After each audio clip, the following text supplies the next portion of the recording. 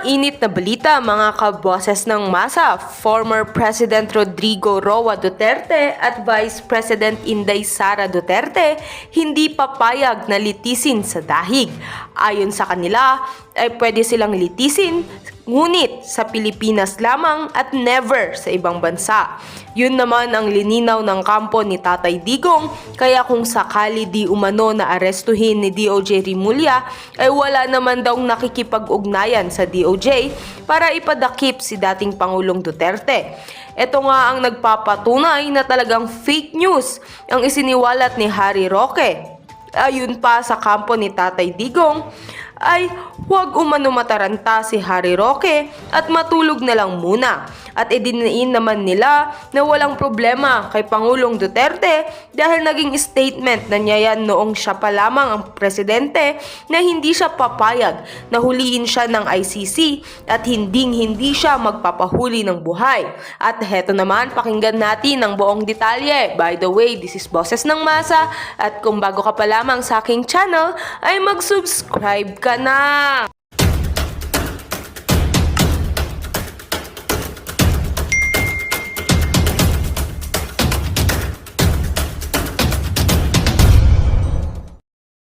Sa ICC, hindi po siya papayag na litisin sa The Hague. Kasama po si Sara Duterte. Sabi po nila, dito pwede silang litisin sa Pilipinas pero never po sa ibang bansa. So nililinaw lang po natin, no? Kung sakali man aarestuin si DOJ Rimulya, wala naman daw pong nakikipag-ugnayan sa DOJ para po sa ikadarakip ni Pangulong Duterte. So maaari pong ito ay malapit-lapit sa katotohanan yung kasi nga hindi natutulog si Harry Roque, huwag ka masyado mataranta. Tulog ka muna. Baka yung in-announce mo, dulot na yan na hindi mo pagkatulog. Pwede namang matulog. Huwag mong tarantahin ang sarili mo. Kulang ang mga supporter ni Pangulong Duterte. Mahirap po yan basta hindi na tayo natutulog.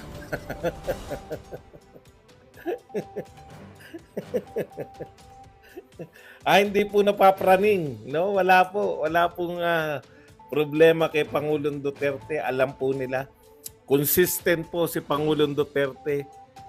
Sinabi niya na yan noong presidente pa siya na hindi siya papayag na huhulihin siya ng ICC.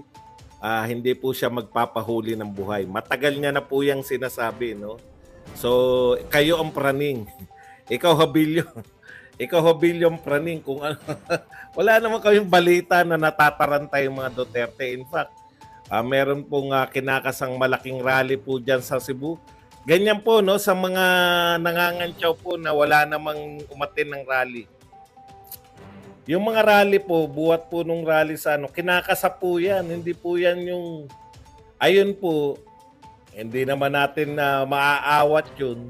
Supporter po yun na nag-akala na pag nanawagan ng rally, marami nang pupunta. Hindi ko po maintindihan. Wala po mga leader doon ng Duterte. Nakita niyo po ba? Minsan nga, pinaghihinalaan ko na, puta, baka naman yung nanawagan na yun, hindi ko kilala yun. Baka naman na kayo din niya nanawagan ng rally sa Liwasang Bonifacio. Di ba? Kaya talagang ako tatanungin nyo, sino mas paniniwalaan ko sa dalawa? Si Panelo ba o si Harry Roque? Doon po ako sa walang bolang kristal. Para yung spokesperson dati ni Pangulong Duterte yan. Doon po ako sa walang bolang kristal. Mahirap po yung inamin niya naman, hindi na siya makatulog. Baka naman na sama po kayo, hanapin niyo. Kalat lang ako sa Cebu. Siyempre, dyan sa may litsunan dyan. Sa may litsunan, para talagang alam na this. No? Okay, so kulang po kayo. No? Wala po tayo nababalitan. Yung Davao, Task Force Davao po na sinasabi na bubuwagin na para madakip po si Pangulong Duterte dahil sinasabing araw na yung kayo lang eto naman mga Facebook, kayo lang po natataranta. Kayo lang po nagpapanik. Kulang nga kayo, tawa-tawa lang kami. Kulang din kayo diyan. Atat na ba kayo makita na huhulihin si Pangulong Duterte? Hindi po hindi hindi po magaganap yan. Bakit ba paghuli kay Pangulong Duterte ang inaabangan nyo? Kriminal ba yung tao? Puta, napakahusay na Pangulo. Yan po yung sinasabi natin in all seriousness, no? Alam niyo po, napakahirap po mag-link ngayon pero yung mahal ng tao na nag-link ng tapat, hindi nagpayaman. Kita niyo naman yung bahay ni Tatay Digong, sabi nga sa inyo, pinagtapat yung bahay ni Tatay Digong tsaka yung bahay ng dating driver ni Laila de Lima. Putya, hindi mo akalain kung sino yung presidente ng Pilipinas. Ang sinasabi natin, no, eto po ba yung gusto natin na kada may maglilingkod sa atin ng tapat, maraming ginawang presidente, ipapakulong natin? Wala na pong maglilingkod ng matino. Alam naman po natin kung bakit po nangyayari to kay Pangulong Duterte. Marami po siyang nasaktan, no? Marami po for the last 6 years ng kanyang panunungkulan, yung mga taon po ng panunungkulan ni Pangulong Duterte, marami po siyang nasaktan, mga oligarko at iba't ibang mga criminal groups. Kaya po eto na po yung pagbalik. Ngayon kayo tuwan-tuwa kayo na yung mga criminal groups at mga oligarko, tuwan-tuwa kayo na inuusig si Pangulong Duterte. Talagang ganyan ang buhay, no? Ang kampi nyo, doon kayo kakampi sa sa mga nagawa ng hindi kasi kumita ng 6 na taon, yung mga magnanakaw. Kaya po ngayon, babawian po nila si Pangulong Duterte. Yun po ang mahirap pag ikaw ay naglingkod ng tapat. Bubueltahan ka ng mga, alam nyo na, bubueltahan ka. Kaya laban lang po tayong mga Duterte supporters. Anyways, ayan po yung sa mga naghahanap po, no, yung nangangantyaw po ng nagdaang rally sa Liwasang Bonifacio. Wala pong ron. Wala pong kinalaman doon ng mga Duterte. Kusa po yun. May nanawagan, may gusto silang sabihin, yun lang pong dumalo. Pero ito po, tignan nyo po sa Cebu.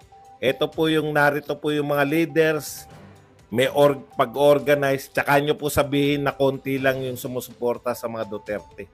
No? Saksihan nyo muna. Kasi yun nangangantyaw po na konti lang yung umatin sa parali ni Tatay Digong ng mga Duterte. Prayer rally ng mga Duterte, nangangantyaw. Yung mga dilawan po na nananawagan ng people power tuwing February. 30 lang sila tapos 500 yung nagbabantay sa EDSA. Tignan nyo po sa 17, mga taga Cebu. Mabuhay kayo dyan, mga magpe-prayer rally po sa Cebu. Ang mga maka-Duterte sa Cebu. Tsaka nyo po kantyawan. Tsaka nyo po sabihin na, ang konti nyo lang.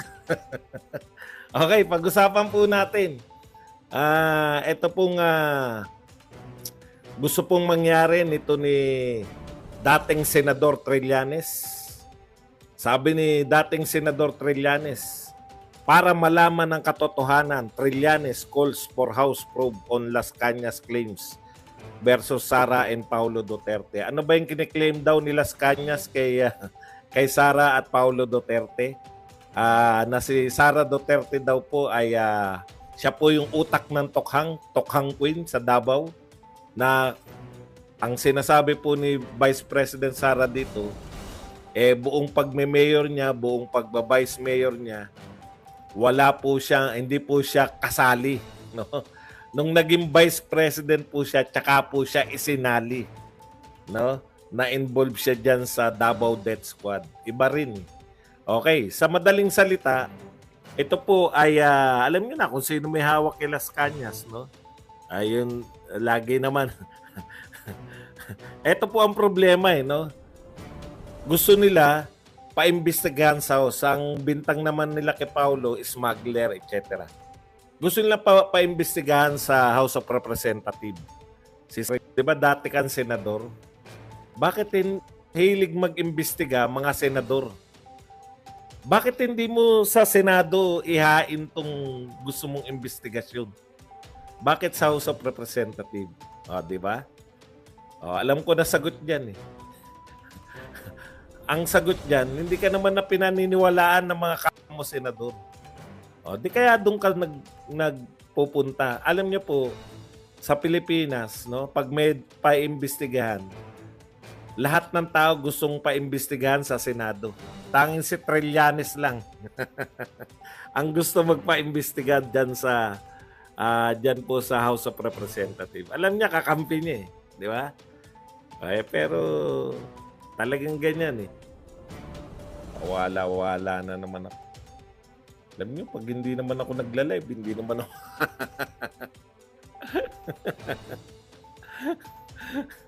pag hindi naman ako nagla-live, hindi naman ako nawawalan. Hay nako. Buhay. Okay. Tapos na tayo kay Roque, tapos na tayo rito kay Trillanes. Punta po tayo sa iba pang balita. Alam nyo dito, sangkatutak ang balita natin araw-araw.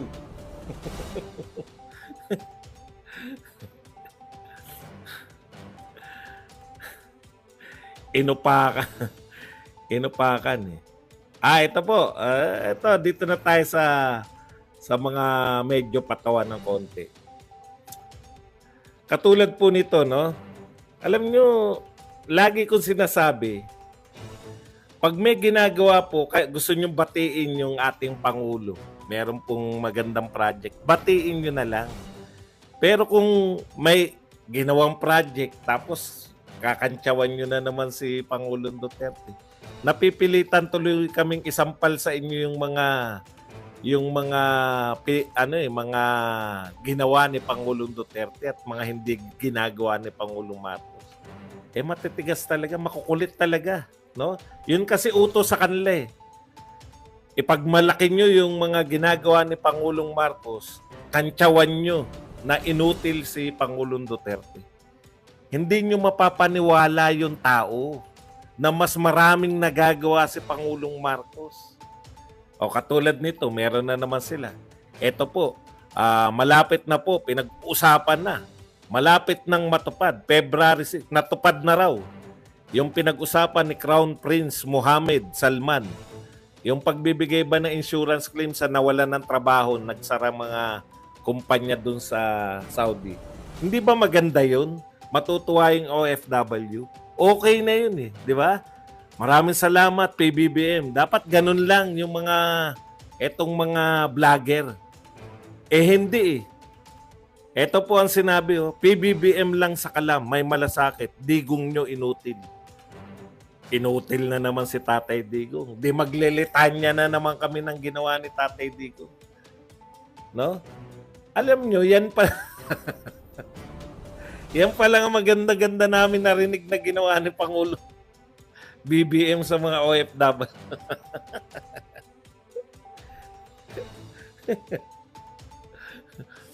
Si Tatay Digong ko po, napakarami. Gusto nyo ba isa-isahin namin? Isa-isahin natin. Inutil daw eh. Wala daw nagawa sa inyo mga OFW. Hindi po ba si Tatay Digong lang yung naglakas loob na sabihan yung, ano bang bansa yun? Kung hindi ako nagkakamali, Kuwait ba o Qatar? Yung may namatay na Pilipina tapos ibaban natin. Isa yun, no? Nakita po ng mga taga-ibang bansa, matapang tong presidente ng Pilipinas. Hindi natin pwedeng apihin, Kuwait. Hindi natin pwedeng apihin yung mga Pilipino. Nakita nyo po, kauna-unahan po yun. Ikalawa, 10 years na po ang ating passport. Hindi na po mahihirapan yung ating mga OFW na kada 5 taon nagre-renew. Yung laglag bala po sa NAIA, nawala po yan. Tuwan-tuwa po yung mga OFW natin.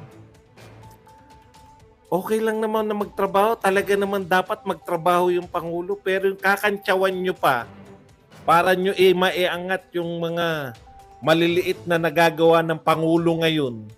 Kakantsawan nyo pa at sasabihan nyo pang inutil si Tatay Digong. Doon kami nagagalit eh. Wala naman kaming pakialam. Di gawin niya yan. Talaga namang dapat may ginagawa yung presidente ng Pilipinas. Di po ba? Sasabihin nyo, inutil. Yung dating presidente, isa lang kayong nakitang ginawa, tapos inutil na kagad. Siyempre, sasama loob namin, imbis na matuwa kami na may ginawang ganyan, papalag ngayon pati lahat ng OFW. Na parang wala na talagang ginawa si Tatay Digong.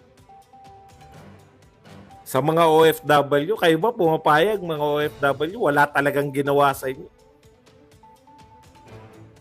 Antindi, no? Antindi talaga ng mga, sabi ko may mga sapaw talaga, mga bobo talaga itong mga supporter ni Pangulong Marcos. Maganda na yung ginawa ng presidente, dapat nang batiin nyo lang. Pero yung babatiin nyo, congratulations, may malasakit talaga si BBM. Si Digong inutil. Puta. Alam niyo po ba, yung mga OFW, nakampante po sila nung panahon ni Tatay Digong dahil yung, may OFW hospital. Kampante sila na yung iniwan nilang pamilya dito hindi mapapahamak ng mga adiksyones. Alam niyo, magtapatan tayo kay mga OFW. Lagi nyo iniisip yung pamilya nyo, di ba? Baka mabiktima ng mga droga, etc. Pero 6 na taon, safe na safe yung utak nila. Trabaho lang iniintindi dahil at saka yung mga mister nilang nangangaliwa o mga misis nilang may bet ka. Pero yung mapapahamak yung pamilya dahil sa mga adiksyones, kampante, kaya pwede po ba? Pag may ginagawa si BBM, huwag niyo nang kantsawan si Duterte dahil ginagalit niyo lang mga mamamayan.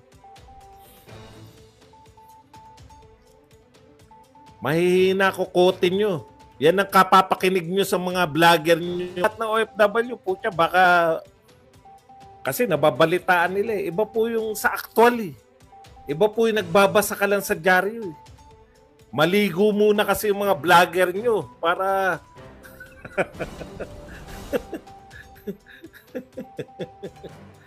itong JC punong barangay na to mukhang tanga talaga. Utak biyaan po siya. Ito pa po isang panawagan sa PNP ni Trillanes. Dapat daw kanselahin na ng PNP ang mga gun license at i-confiscate ang 364 na high-powered firearms ni Duterte dahil ito ay nag-incite to sedition, secession, na secession. Ba't ka ba utos ng utos? Feeling mo presidente ka? Ay, ito po, good news po para sa railways, ha? Akala nyo, ha? Akala nyo, nakalimutan na kayo, ha? Ang mga taga Mindanao, good news po. Akala nyo, nung wala na si Duterte, kinalimutan na kayo ng Mindanao Railways, ha? Ayon po kaya, eto po, naroon po sa Mindanao, sa Davao ngayon, si Bautista. Kumawak po ng mic. Eto po sinabi, the fair space. May fair space na po. Magpalakpahan tayo sa Mindanao. The first phase of Mindanao Railways project is set to begin. Magsisimula na sa wakas, no? Magsisimula na yung Railways project. Talagang matutuwa na ako niyan. Basahin pa natin. Mindanao Railways project set to begin with pre-construction activities in Davao City, Tagum, and Digos. Galing! Magsisimula na. Anong tawag? Pre-construction activities. Magsisimula na sa Davao City. Palakpakan tayo dyan, mga taga Mindanao. While the search for project funding continues. Yun ang masakit. Wala pa palang pondo.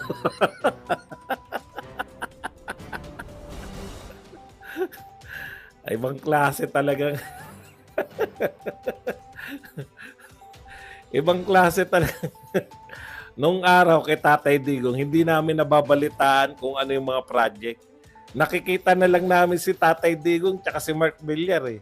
Tsaka si Togade na nakasakay na sa, alam mo yung jeep na umaano na sila. Meron ng ribbon cutting. Yung dadaan na sa CCLEX. Dadaan na. Ngayon po, hahanapan ng pondo. Puta, binabalita na, hahanapan pala ng pondo. Ano yung first space kung wala pang pondo? Karato lang. Unahin na muna yung tarpaulin. May MR malaki. Unahin na muna yung tarpaulin. Dito itatayo ang poste. Wala. Ang ganda pakinggan eh. The first phase of the Mindanao Railways project is set to begin with pre-construction activities in Davao City, Dagum, and Digos, while the search for the project's funding continues. Wala pa palang pondo hanggang wala ka naman palang pondo, Bautista. Bakit tinanggihan mo pa yung pondo ng China? May nalalaman pa yan dati, sabi ni Bautista. Wag na tayo sa China kasi mababaon tayo sa utang diyan. Ang mahal ng ang mahal ng tubo. Dito tayo sa mura tubo. Mura nga tubo, hindi naman nagpapautang.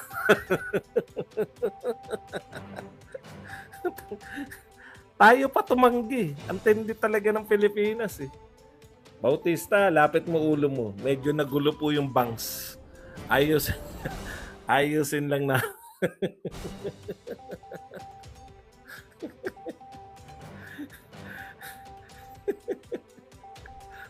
Wala pa magpupondo. Yung nagpupondo, tinabla mo. Yung pala, wala pala magpupondo. Okay.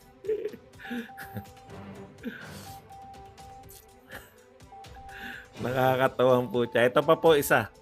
Ito pakinggan nyo po ito maigi Sabi ni Kong Representative Saldico, oy, thank you very much po kay Bernadette Lomker na nagbigay po sa atin ng 10 Australian dollars.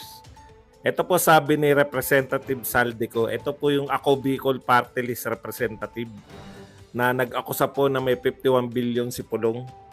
Sabi niya, may 51 billion. Masyado rin maingat to si Saldico eh. Sabi ni House Appropriation Chairman at Ako Bicol Party List Representative Saldico na kinumpirma sa kanya ng DBM at DPWH na umabot nga sa mahigit 51 billion ang program funds na natanggap ng distrito ni Davao City, Paulo Pulong Duterte sa loob ng 3 taon sa panahon ng administrasyon ng ama. Kita nyo dapat ang tinanong mo kung ikaw ay gusto mo talagang malaman kung saan ginastos. Dapat tinanong mo, Saldico, Representative Saldico, Congressman. Dapat tinanong mo sa DPW, saan nyo dinala yung pera na yan? Yan ba'y binigay nyo kay Pulong o pinanggawa nyo ng proyekto? Isa lang po pakiusap ko sa mga congressman na matatalino. Huwag nyo namang gawing bobo yung mga Pilipino. Ang sabi niyo, may 51 billion funds si Pulong Duterte pero binaha pa rin ang Davao. Ang gusto niyo po bang mangyari? Yung buong Davao region, binaha, okay lang. Pero ang Davao dapat hindi binabaha. Buong Davao region, tsaka Caraga, yung kalapit na region. Dahil po yan sa hanging amihan at tsaka dito sa kung ano pa man. Natural po yan. Nag-uulan po.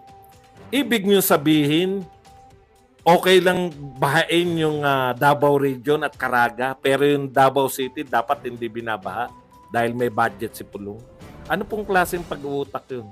Tanong ko po, yung po bang budget na 51 billion sapat na para iangat yung Davao City sa Mindanao? Kasi po, pag bumaha po yung mga karatig na lugar, hindi po imposible na bahain ka rin. Kasi napalibutan ka, bahala sa nakapalibot sa iyo. Maliban na lang kung kasintaas ka ng Mount Apo.